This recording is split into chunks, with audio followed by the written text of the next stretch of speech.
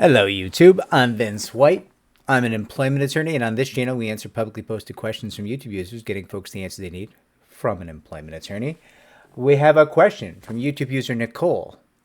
YouTube user Nicole, I remember you commenting that there's no such thing as a good employment attorney. I remember. My ego, it suffers, but it's okay. It's okay. Your opinion is your opinion, and I respect it. Nevertheless, we will answer your question. And so we read it into the record. Nicole asked us a question maybe not relevant to the subject at hand, but do you know if there is some trustworthy websites that give ratings for lawyers in general? Like any other profession, you can always find a good amount of feedback for some reason, but for some reason it's difficult to find one for lawyers. Maybe everyone is afraid of them or they are all great at what they do. Well, I think you and I both know that not all employment attorneys are great at what they do. We agree. We have consensus on that, I believe, Nicole. Although I could be wrong. I am often wrong. Now, there's 3 that I'm aware of, and then I'll give a suggestion.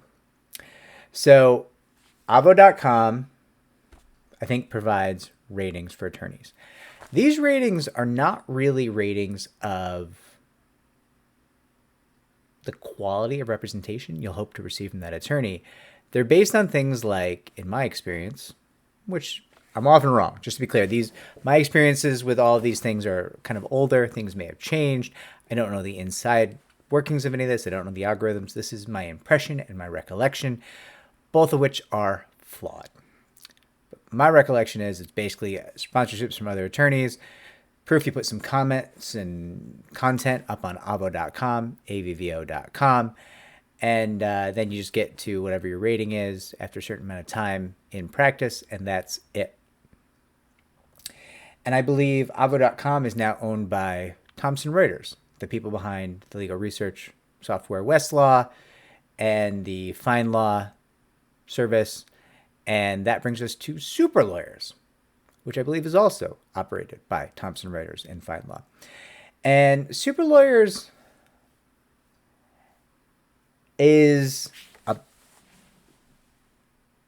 bit questionable.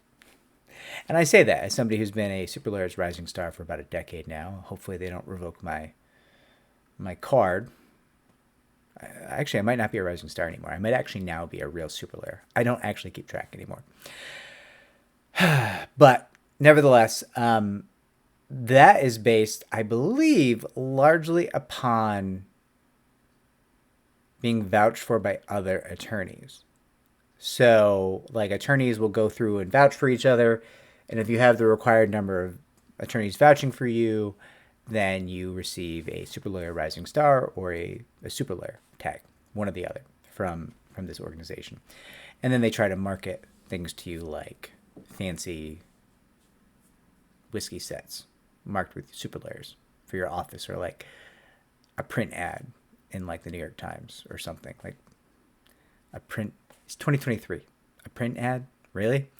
And they try to sell you like profiles on websites that nobody ever goes to. I think I bought one like a decade ago, and after paying for it for an entire year, I looked up the analytics, and I think like one person ever looked at it, right? So I don't think either of those are really, really great ways to get ratings for attorneys. There's also Martindale-Hubbell, which I know less about. I view Martindale-Hubbell as disreputable because it has been alleged, not by me, but it has been alleged by many attorneys that they sell leads to attorneys and then will sell the same leads to other attorneys. I'm very fortunate that I don't exist in a world where I have to buy leads. And I say that in a nasty way. Like, I don't mean it in a nasty way. I'm just really glad that I don't, like, people come looking for our firm doesn't go out and buy leads, right? But I get it. New firms exist, and they might need to get cases somewhere, and it might be a situation where they feel they might need to buy leads. And the concept, those little baby attorneys starting their firm are buying leads that Martindale-Hubbell might be giving to many other firms in return for cash. That seems super gross. I've been told by several attorneys that that is what goes on. I don't know if that's true. But if that's what that organization does, I suspect whatever ratings they might supply for attorneys are at best pay to play, and at worst,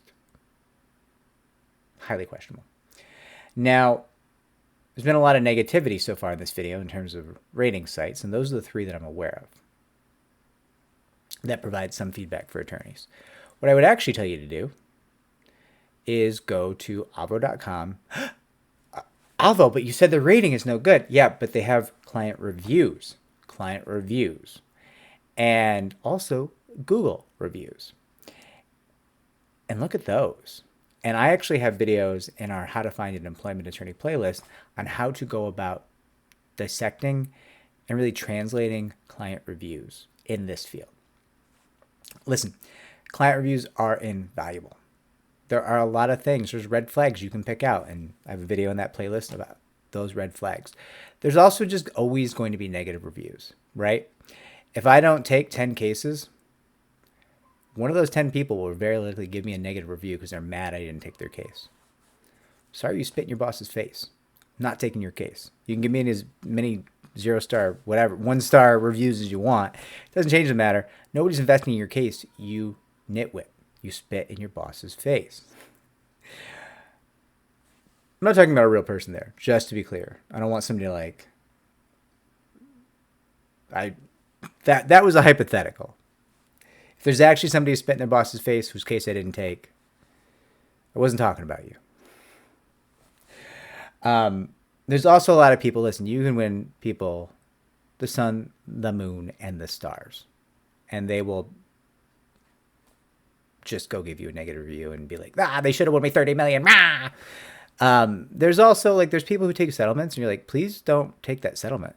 Like, that's too little for you. And then they'll take the settlement, and then their friends and family will make fun of them for taking a settlement that small. And they'll be like, my attorney should have told me not to. I showed up at your house and begged you not to. Literally.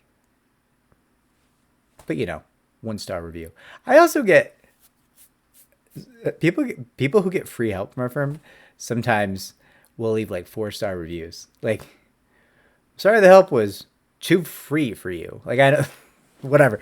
So, reviews, there's always going to be some negative reviews.